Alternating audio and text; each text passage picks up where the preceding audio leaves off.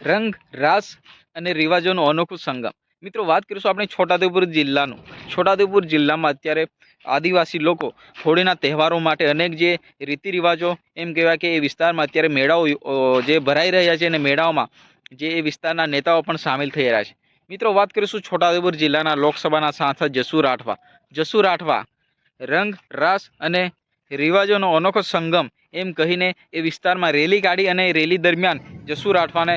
એ વિસ્તારના જે આદિવાસી લોકોએ બરાબરના નાચગાન કરાવ્યા, કારણ કે આદિવાસી એ વિસ્તારના ખૂબ લીડર નેતા છે અને ખાસ કરીને વિસ્તારના સાંસદ છે। તો મિત્રો વાત કરીશું કે જે આદિવાસી લોકો જે હોળીના દિવસે અલગ અલગ વિસ્તારમાં મેળાઓ યોજતા હોય છે, જેમ કે કવાંટનો ઘેરનો મેળો, પછી બખતગઢનો બંગુરિયો, મથવાડ એમપીનો બંગુરિયો, રંગપુર અને અનેક જગ્યાએ અલગ અલગ વિસ્તારમાં જે આદિવાસી સમાજે નક્કી કરેલા સ્થળે આ મેળાનું આયોજન થતું હોય છે અને આ આયોજન દરમિયાન આદિવાસીના ઘણા જે નેતાઓ હોય છે એમાં ભાગ લેતા હોય છે। તો મિત્રો હવે હોળીનો સમય તદ્દન નજીક છે, ત્યારે અલગ અલગ જગ્યા હવે જે એમ કહેવાય કે મેળાઓ ચાલુ થઈ ગયા છે, ભંગુરિયાઓ, અને હવે ટૂંક જ સમયમાં હોળી આવવાની છે અને હોળીમાં પણ આદિવાસી જે લોકો છે પોતાનું નૃત્ય ગાન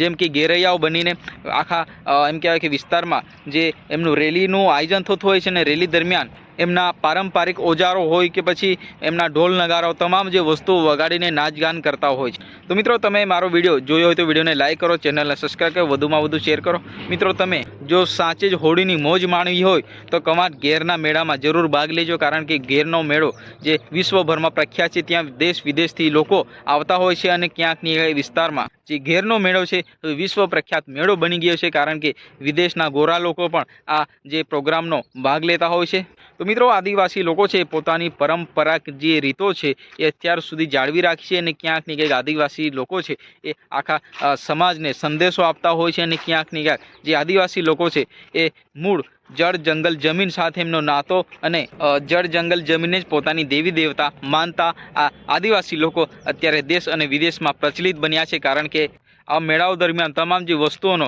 આ લોકો જે પ્રદર્શન કરતા હોય છે અને લોકોમાં એમ કહેવાય કે જાગૃતિ લાવતા હોય છે। તો મિત્રો આદિવાસી સમાજના લોકો છે હવે હોળી તહેવારોમાં અત્યારે પોતાના જે પૂર્વજોના